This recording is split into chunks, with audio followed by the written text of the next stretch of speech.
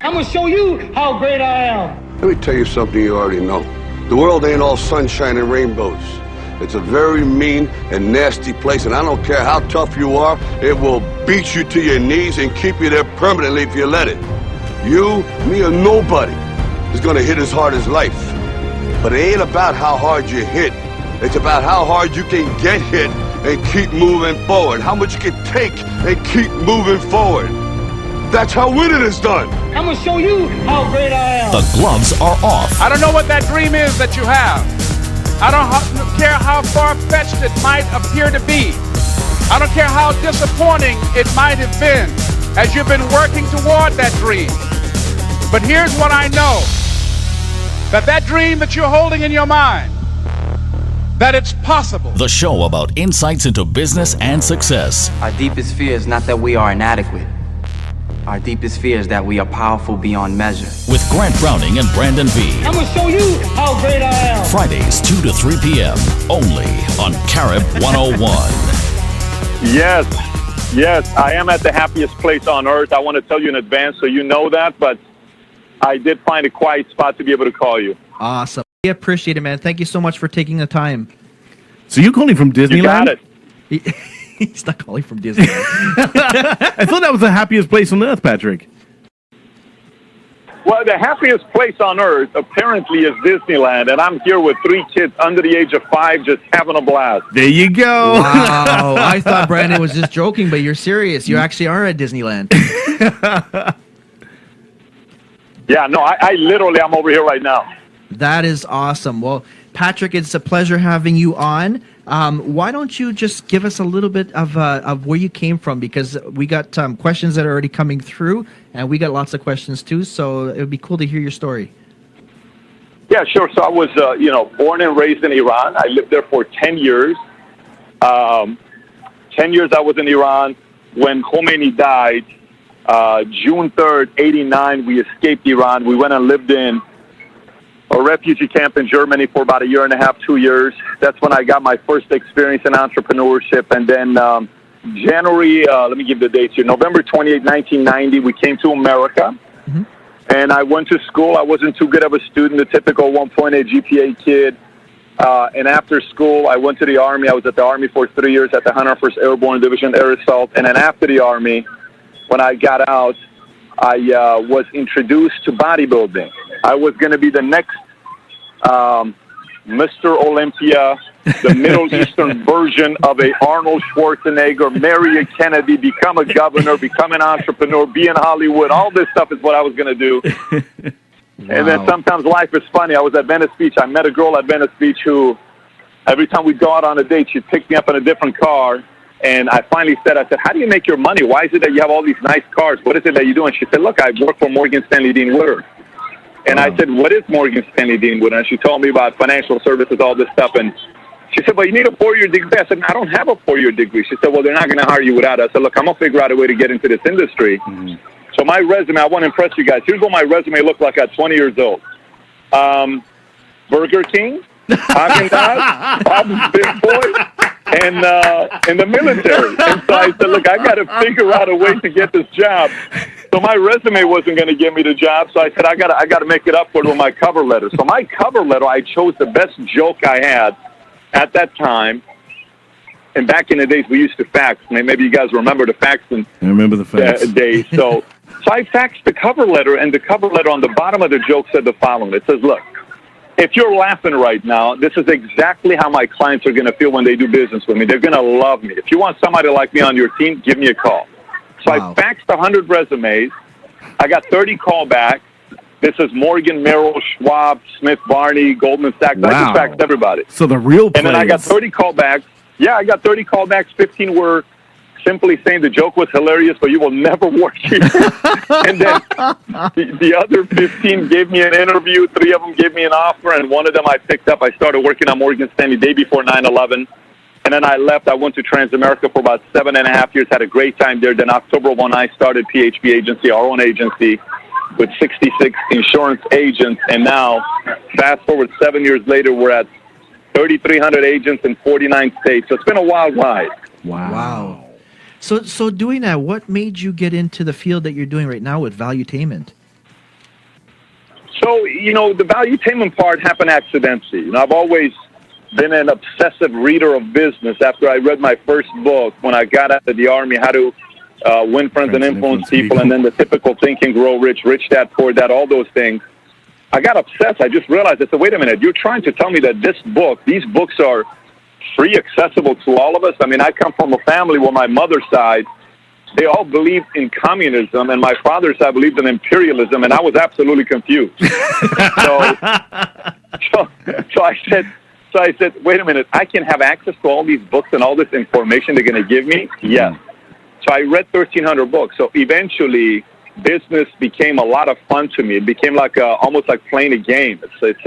Business is a very, very fun game to play, especially when you learn how to play the game. It's a blast. So one of my guys said, Pat, you need to start, producing some CDs. So I did. The CDs did very well.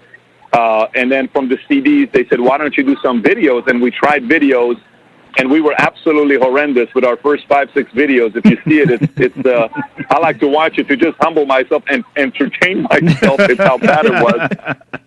And then, all of a sudden got better. The content got better. The audience started showing up. And now our YouTube channel, the first 3 years, we were just winging it with subscribership. And we had maybe our first 3 years, 15,000 subscribers, something like that. I think in the last 9 months, we've gotten 205,000 subscribers. Now it's just become a phenomenon. So if you go on YouTube right now, type in the word entrepreneur, I think 50% of the videos is ours, and I think the first YouTube channel that pulls up is now us, Valuetainment.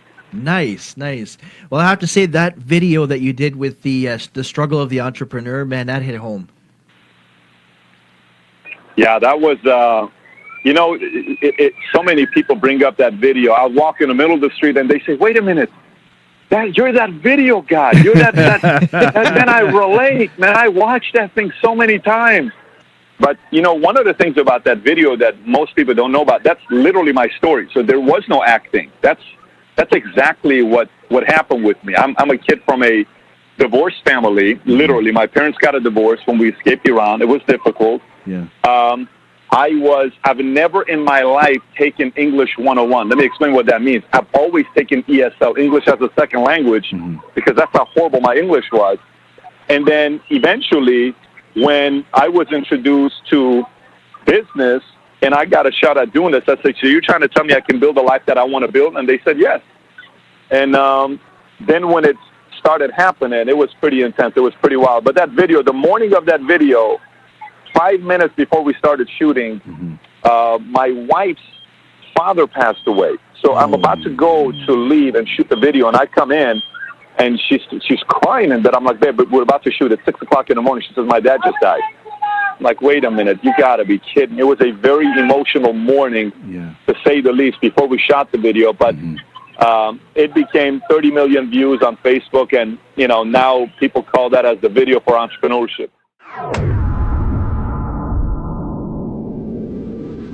Are you young and ambitious? Want to do big things but don't know where to go to get reliable information that you can trust? On May 7th, join us at the Toronto Caribbean Business Social, an event tailored for the new generation of entrepreneurs and business owners answering questions about how to start your own business, build your personal brand, manage your time, take control of your life, and use your creativity to go from passion to paycheck. Hosted by international renowned comedians Mark Trinidad and Jay Martin, come experience keynote speeches in person by Canadian rapper and actress Michie Mee, Canadian rapper, record producer and actor Maestro Fresh West, retail magician and inspirational speaker Daniel Lewis, and many more. Live performances by Michie Mee, international R&B sensation Carlos Morgan, and international singer-songwriter Chelsea Stewart. Also backed by popular demand, Brazilian samba dancers Tropicana Queens. Grand prize draw is over $5,000 in tools to help you propel your business. Take advantage of this opportunity to network with influential entrepreneurs and prominent business owners. Sunday, May 7th, attend the Toronto Caribbean Business Social inside the Pearson Convention Center, 2638 Steeles Avenue East, Brampton. For tickets, log on to eventbrite.ca, or for more information, call 647-722-6298. Hey, Patrick, this is Brandon V here. I just wanted to ask you a question. What would you say was your biggest struggle in your career? Do we lose him? My biggest struggle in my career was probably 100% doubting the fact that I could do something like this. Guys, when I tell you I'm a welfare baby, when I tell you like I've never lived in a house. Let me explain it to you this way. The first time I ever lived in a house, I was 28 years old. It was my own house. Wow. I've never lived in a house. I've never lived in a place bigger than a two-bedroom apartment complex, and that was in Iran. I've never lived in a house. We've never had a swimming pool. Like when I hear stories of kids, like my kids right now, we live in a 10,000 square foot house, and you know the Lamborghinis and the Ferraris and the i8s and all these exotics that are parked in the garage, and we live in a really nice, fancy community. My biggest challenge with raising these three kids is to say, listen, you need to go make your own money. This is a struggle that you got to go through. But you know, I didn't grow up in a place to even see anything. My dad drove a car called a Renault. I don't even know if you guys know what a Renault is. Patrick, I'm originally from London, England, so yeah, I know Renault. Got it. But I'm not talking a nice type of Renault, man. We got like the lowest model of Renault. Sometimes when you say Renault, people who follow Formula One and racing, they say, "Oh, you guys had a Renault." No, this is a different Renault. So we had a Renault, and we were a simple family. We were a simple family. This is one of the reasons why I think sometimes people now see me and they ask questions like, "Hey, man, how does it feel with, you know, having a net worth of people, you know, estimated $100 million net worth? How does it feel now living the house and doing all what? How did that make you feel?" I said, honestly, it's still a game. Yeah. Life is truly a big game you're playing, and if you learn the game, you have an edge over everybody. Now, you can know all the rules to the game with hypothetically Monopoly. Let's just say you know all the strategies to the game of poker. You can read every single book that whoever's ever written on poker, anybody, the best ever. You can read all the rules on blackjack. You can read all the rules in basketball. You're still going to have bad days. You're still going to have you're still going to have, deals that are not going to go through. You're still going to have somebody that could backstab you. You're still going to have somebody that's going to rip you off. You still could have somebody that hurts you. You still could have somebody that lies to you. You could still have somebody that betrays you. But your experience gets better. Your intuition gets better. Your street smart gets better. Your street credit gets better. Your reputation gets stronger. You attract the right people that want to do business with you. And that's the part about life. I mean, we get married, every time I go to a wedding, I'm the guy that on the side, I say, babe, how long do you think this is going to last? I give it 8 years, I think these guys are going to be married forever. No, I think these guys are going to be married for 2 years. No, I think these guys are going to be married for a year and a half. Because this game of marriage, man, marriage is not easy. I've been married for 7.5 years. I got 3 kids, right? Beautiful. On the way here, we got into the biggest fight because it's like, why are we late? People are waiting for us. Why are you doing a radio show? We're at Disneyland. You're the only weird guy at this place that's going to be a guest on a radio. What is wrong with you? But you know what's crazy? That's marriage. Yes. I could never go on. I would go on double dates with people, and we would start talking relationship. How's your marriage? What do you guys do? Oh, we never argue. Yeah. Oh, we never fight.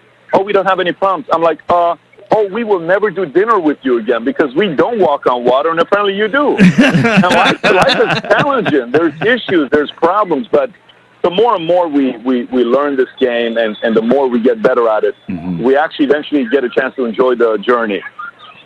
Nice. Patrick, we have a question from somebody, Maurice, who asked, the video that you did with the good and bad voices, what motivated you to do that?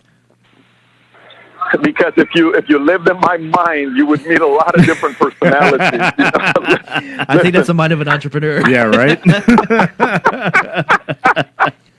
I think sometimes, how back in the days, before there were phones and headsets and all this stuff, when we would drive in a car and somebody was talking to themselves, we would say, oh, look at this guy. He's cuckoo. He's crazy. He talks to himself. You know how you're parked next to a guy in a red light and you see the guy screaming? It's like we didn't have Bluetooth back then. Right. So we would say, hey, look at this guy. He's crazy. But one thing we forget is I think everybody's a little bit crazy. Some more than others. I'm not going to lie, some more than others. But that video was just showing the madness of, what it is when you're living in a mind and a brain of yours that you struggle, that battle internally. I mean, I don't know how many different people have quoted, I have met the enemy at his eye. Every time I give credit to Alexander the Great, they say, no, it's Aristotle, no, it's this. But many have said, I have met the enemy at his eye. And I'm telling you, you literally, in your life, will not face a worse enemy. I'm talking, think about the biggest jerk, biggest scam artist, biggest con artist, the biggest hater that will say the most ridiculous words to you, the worst curse words to you. Yeah. None of those guys will even come close to the things you tell yourself. 100%. So, once we learn the battle of living within our own mind, our own spirit, we've won half the battle. So that's the purpose of that video when we made it. Wow. That's pretty crazy. Cool. So tell me, you've authored an amazing book called The 25 Laws of Doing the Impossible. Can you just quickly tell us a little bit about that? Yeah, so people kept asking me a question, and this was the question they would ask me. They would say, so Pat, how did you make a drastic change? So let me tell you why the drastic change. So guys, I was the guy you wanted to go to nightclubs with. I was very good at it. When I tell you very, very good at it. Well, you have something in common with us. Toronto's one of my favorite cities in the world, so there's some good things to do in your city. But brother, you got to come back. I'm there all the time. I love Toronto. I do business with a lot of insurance companies out of Toronto, so I'm there regular. I was there 2 weeks ago. Oh, in that case, we got to hook up. Yeah. Oh, definitely. Just we'll definitely do that on a different occasion. But definitely, the part about the story of mine was no one believed it. I was the guy that was at nightclubs every night. Like if I could go 8 nights a week, I would go because I enjoyed it. I was good at it. It was a blast. That was my priority. So one day, and this call's about to take a twist. So I hope you guys are ready for what I'm about to tell you right now. It's going to get weird. Let's do quickly without curse words. So hang tight. No, you can curse. Guys, one day, if your listeners are listening, they're going to freak out with this. One day, I'm 20, August of 03 would make me how old? So August of 03, 24 years old. Okay, I'm 24 years old, and I made a decision that I'm not going to have sex until I make my first million. And I know, listen, I'm telling you. Oh my gosh! Oh, so you're gonna make $1 million real fast. No, I told you it was about to get weird, dude. There's nothing like that kind of motivation.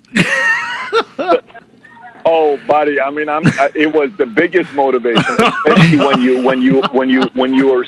especially when you are constantly, going after it. That hunger factor that you just are seeking it, right? So you guys know how long I lasted. Now here's the challenge. I'm going to ask you guys: how long do you think I lasted? How long do you think it lasted without any of it? Without having any sex? How many months would you say? Let's see if you guys are good with your dude. You need an prediction intervention, man. I would say like 6 months. I would less. Less. Oh my gosh! So let me tell you, I went 17 months, guys. 17 months. Guys. Yeah.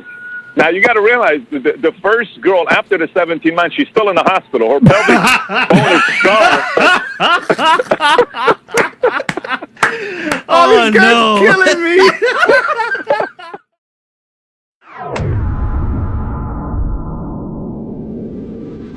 Are you young and ambitious? Want to do big things but don't know where to go to get reliable information that you can trust? On May 7th, join us at the Toronto Caribbean Business Social, an event tailored for the new generation of entrepreneurs and business owners answering questions about how to start your own business, build your personal brand, manage your time, take control of your life, and use your creativity to go from passion to paycheck. Hosted by international renowned comedians Mark Trinidad and Jay Martin, come experience keynote speeches in person by Canadian rapper and actress Michie Mee, Canadian rapper, record producer and actor Maestro Fresh West, retail magician and inspirational speaker Daniel Lewis, and many more. Live performances by Michie Mee, international R&B sensation Carlos Morgan, and international singer-songwriter Chelsea Stewart. Also backed by popular demand, Brazilian samba dancers Tropicana Queens. Grand prize draw is over $5,000 in tools to help you propel your business. Take advantage of this opportunity to network with influential entrepreneurs and prominent business owners. Sunday, May 7th, attend the Toronto Caribbean Business Social inside the Pearson Convention Center, 2638 Steeles Avenue East, Brampton. For tickets, log on to eventbrite.ca or for more information, call 647-722-6298. So you asked me the question about a book, and here I am promoting a book. I'm talking about sex. But when I went 17 months, so imagine if we're buddies. So just think about this part. Imagine if we're buddies, and you're calling me saying, "Hey, Pat, what are we doing this Friday night?" And I'm telling you, I'm not going anywhere. And you call me Saturday, I said, "I'm not doing anything."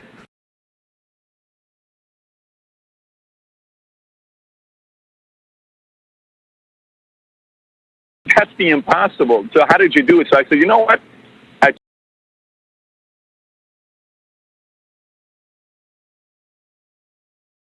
Down into 3 different areas. I said, first, you got to recreate yourself. I think that's the number one thing anybody's got to do in their lives. You got to figure out a way to recreate yourself, and there's 10 laws for that. That's the first 10 chapters of the book. Then you got to identify your cause, which is the second 8 chapters of the book. Then you got to make a bold move and make a decision. That's the last 6 laws of the book. And then there's a 25th law. I wrote this book specifically to people who want to make a major drastic change in their lives. And all of a sudden the book resonated. I mean, we didn't publish it with anybody. I didn't promote anything with it. It sold over 160,000 copies all over the world. It's translated in a bunch of different languages. But that was the premise behind writing the book. Can anybody do the impossible? Yeah. Wow. That's crazy. That's crazy. 17 months. Is there an audio version available? Is there what available? An audio version? Oh, yeah. You can get the Audible on Amazon. You can buy, Okay. it's all on Amazon and Barnes & Noble. It is available. Okay, good. That's on my list. Right? 17 months, that's the impossible. I get it. You know what? I take off my hat and I commend you, sir, because doing that. Did you make your million at 17 months? Oh, it ended up being a lot more than that. But, Wow. Okay. But once that happened, it was time to celebrate. So yeah, I bet. Yeah. Patrick, one of the things that I really appreciated, I saw the video you put out in the new year. I think it was either the day before or the day after the new year. And one thing that really caught my attention was the fact that, and we can hear it on the phone call too if we're talking about sex and everything, it's the fact that you're so humble. What would you say is some of the most important factors to actually building a business successfully? Look, so what is one of the most important factors of building a successful business? I would tell you the following. There's a 3-step process to me, but I'll add something to the humility side. But there's a 3-step process that I go through. First thing you got to do is take out a sheet of paper and write down what skill sets you have. Listen, everyone's got a skill that they're very good at. Everybody does. I don't care who you are, the poorest man in the world to the wealthiest man in the world. You're good at something. So write down your skill sets, right? So it could be, I'm a good skateboarder. Cool. You know, I'm a decent gymnast. Awesome. I'm good at playing the piano. Phenomenal. I have very good fashion. Awesome. So keep writing your skills. So the thing that I did once I wrote out the skills, I asked myself the next question. I said, what is the most important skill to learn in the world to make money, and not only to make money, to become successful? It has to be so evergreen that it can go into every single industry. And I finally came out with the skill set. The skill set was sales. If I'm going to learn a skill that's going to pay me things, it's sales. So I have to learn how to sell. A lot of people have great ideas. I just made a video yesterday that went live. It's called Why Your Great Idea Sucks. And it did well. It got a lot of great commentary. But so many people have this billion-dollar idea, but they have no clue how to sell it to anybody. Absolutely. You know, I remember being back in high school. We had a guy who was the best-looking guy in school. So you know the guy that's the best-looking guy in school that in high school everyone loved, all the girls were attracted to? And then he comes out of high school, but he never learned how to pick up. The ugly guys learn how to pick up because we have to learn sales. But the good-looking guys, they don't learn sales. So all of a sudden he's 23 years old and he's no longer the jock. So now he doesn't know how to talk to girls. So he expects girls to come to him like it was in high school. So we went out one time, and I'll never forget this. He kept complaining about his goatee. Now figure this guy out, man. He's the best-looking guy at the nightclub, and he's complaining about what his goatee looks like. I said, dude, get over your goatee. He says, no, I shaved a little bit off. Can you tell? I said, no. We go in, talks to the first girl. The first girl says no. He doesn't talk to anybody. He says, I know why no girl wants to talk to me. It's my goatee. So I'm like, dude, not only is my goatee messed up, I have a big Middle Eastern nose. I got massive ears. You know, I don't have your looks, but watch what's going to happen tonight. Yeah. Because the number one skill is sales. The number two thing that you got to figure out once you learn sales is choosing an industry. You got to choose an industry that fires you up. I'm fired up by numbers because numbers to me is very exciting. I mean, I love seeing numbers. So I love insurance. I love investments. I love annuities. I love retirement plans. That is me. I love what numbers do. I love sitting down with somebody and helping them out with their finances. That excited me. I didn't like real estate. A lot of people like real estate. Real estate didn't do nothing for me. But you have to figure out an industry. And then number three, you have to figure out a group to work under for a period so you can learn their secrets on what they're doing and then decide how big you want to scale it. So sales is one. Choosing an industry is two. Running with a group of experts who can teach you their secrets is three. And then from there, you can make a decision a year, 2 years, 3 years later. Hey, you know what? I can actually be a massive entrepreneur. Or, you know what? I'm very happy where I'm at. I own a piece of the company now. They gave me equity. I'm making $600,000 a year. I don't need to go anywhere. I'm making $150,000. I'm happy. But at least that's where to start. So it all starts with selling. So then going back to the humble question that you asked, is the humility part. I see a lot of guys that are very arrogant on social media, and they say a lot of stuff and they brag about themselves, yet they grew up in a family where their mom and dad were entrepreneurs and they ran businesses and they had the perfect parents and their mom told them how amazing they are and how great they are. But unfortunately, that's 0.001% of kids and how they're raised. Amen. For the rest of us that were not raised in a perfect family and we had problems, we got to realize at any point, everything can be taken away from you. At any point. 100%. You can be a rock star one day and no one thinks about you next day. You can be a rock star for a month. But a month is a very short period of time. A year is a very short period of time. Once you're on your deathbed and you had an incredible life, then if you want to be cocky, you be cocky on your deathbed. But until then, you got to stay humble. Absolutely. Absolutely. What would you think is the number one thing that an entrepreneur would need when they're on that journey? They haven't quite made it yet, but they're on that journey. What is that number one thing that every entrepreneur needs to be able to get to that point, to see them through? So if you're saying need, like, are you saying like capital? Are you saying like a relationship? Is that what you're saying need, or are you asking? As in a person, as in an entrepreneur mindset. Oh, I see what you're saying. So one is a constant desire to want to improve. You got to constantly have a desire to want to improve. You know, constantly asking you, like, I'm in the park right now and I'm looking around the park right now and I'm looking at a bunch of people in front of me walking by. And my brain, the first place it goes, okay, Pat, if you're the CEO of Walt Disney, what would you do differently here? Would they dress that way? Would you put that tree over there? Would you move that thing? How would you do the introduction? How would the theme park, when we came with the tram? I'm constantly thinking about how to improve something. So an entrepreneur has to constantly be thinking about how they can better themselves, improve their business, improve everything that they're doing, because that's at the end of the day what you're looking at doing. So the entrepreneur's number one mindset's got to be improvement. Constant improvement. Beautiful. Wow. That's powerful. Wow. The nuggets you are dropping. I'm sitting here and I'm writing notes. That's powerful. So if you're in a position where you've got a business that's successful, what is it the thing that you would think would be the best thing from a leadership point of view? How would you lead your team? What would you say is one of the most important skill sets in leading a group of people from a position of where you are? So there is two different ways I look at the leadership part. One is you got to know what you're looking for. That's step number one.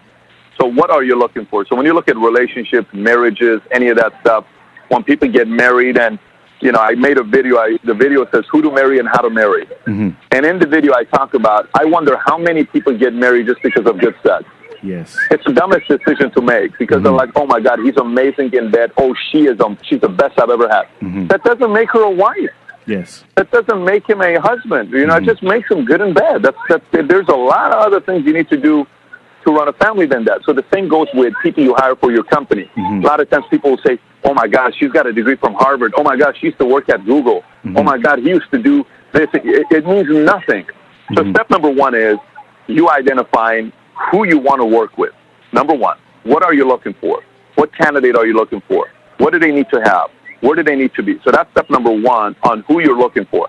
Step number two is knowing how you can take a 4 and make them a 6. Mm-hmm. You know, how can you take a 5 and make them a 7? Mm-hmm. How can you make a 3 and make them a 6? Mm-hmm. How can you make a 6 and take them a 7?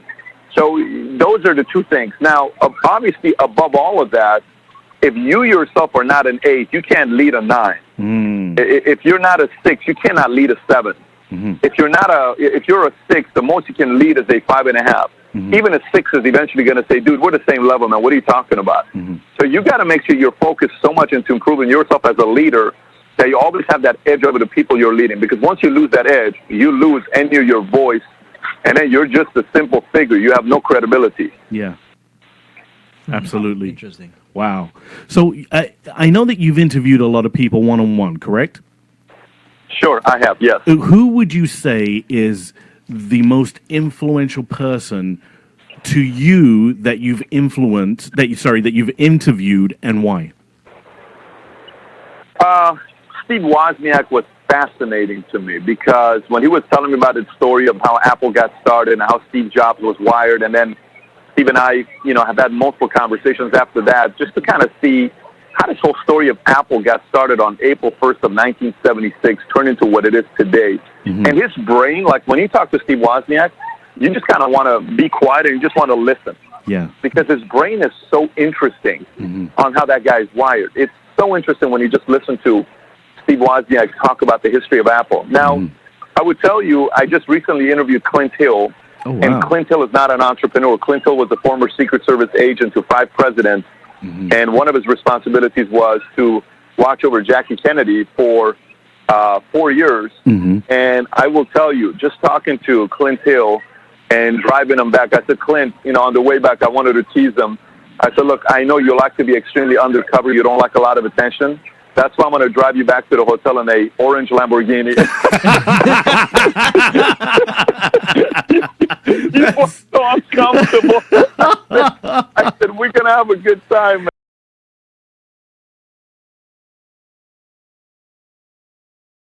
For what he did. Yeah. We go out, but that was a great conversation for other reasons with history. Sure. And then Mark Cuban, who's, a net worth of $3-4 billion, Mm-hmm. sitting in front of a guy like that Yeah. and just watching his brain, how paranoid it is, and Paranoid. how fast it works. Oh my gosh, he's paranoid. How paranoid he is and how calculating he is. Yeah.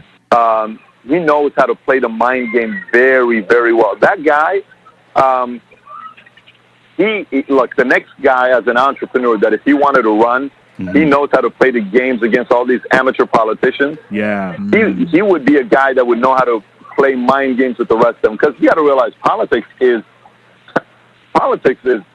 the dirtiest game at the highest level. Oh, absolutely. I mean, they say 100%. prostitution is the dirtiest one. At least prostitution, there's an exchange. You give money, there's a service. Totally. Politics, There's no dinner involved. no, there is nothing with politics. I mean, you could give money and get nothing with politics. So he would play that game right because he's a mind guy. He plays games with people very well. He could actually handle it well. Mm-hmm. Wow. How can people follow you, Patrick? Best places. I question, I know. respond back to Snapchat. I respond back to Snapchat messages. At least I do my best to. My username on Snapchat is BetDavid19. It's my last name and then just the number 19. Okay. And on YouTube, you just go on YouTube and type in Valuetainment. You type in my name, Patrick Bet-David. I mean, the videos will pull up everywhere. Or if you just want to type in the word entrepreneur, you'll see Valuetainment. We're everywhere. Mm-hmm. And we typically get back to the people that send us messages. Do you speak as well, Patrick? Like at I do. events and stuff Definitely like that? do. Okay, cool. Interesting. Patrick, can we do something? Can we ask Tell you me. that next time when you're in Toronto that we remain in contact, because I know specifically, Grant and myself, because we're entrepreneurs, okay? And you've said a lot of things that have really hit home to us. We would love to sit down and meet with you over dinner or lunch or something like that. Just spend a little time in your presence. Can we do that? Yeah, absolutely. So stay in contact with Mario. Send him an email, and then Okay. he'll let you know schedule and wise. Fantastic. And sometimes I would just tell you to just keep following the content because there's so many meetings I go to, so many different places that to Yeah. remind it becomes more difficult on me. But if you follow the contact, say, Pat, I heard you coming to Toronto. Can we do something? Then we'll figure something out. So, Sweet. Sounds good. But yes, definitely we can figure something out. Great stuff. Patrick, thank you so much. We appreciate your time. Thank your family as well, because I know we're taking away from their Disney time. No problem. No problem, gentlemen. Thanks for having me. Go enjoy, Sounds brother. good. Thank you so much. Take care, fellas. Bye-bye. Bye-bye. Bye.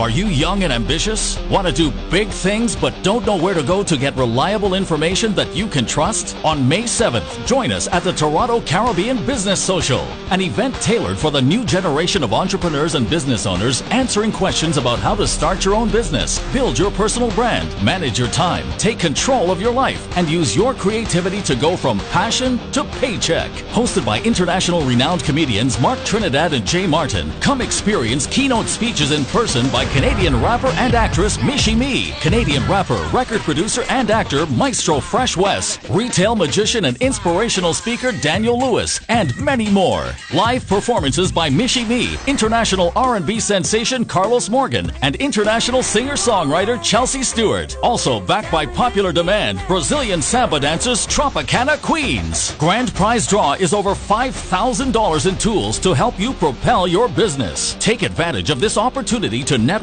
with influential entrepreneurs and prominent business owners. Sunday, May 7th, attend the Toronto Caribbean Business Social inside the Pearson Convention Center, 2638 Steeles Avenue East, Brampton. For tickets, log on to eventbrite.ca or for more information, call 647-722-6298.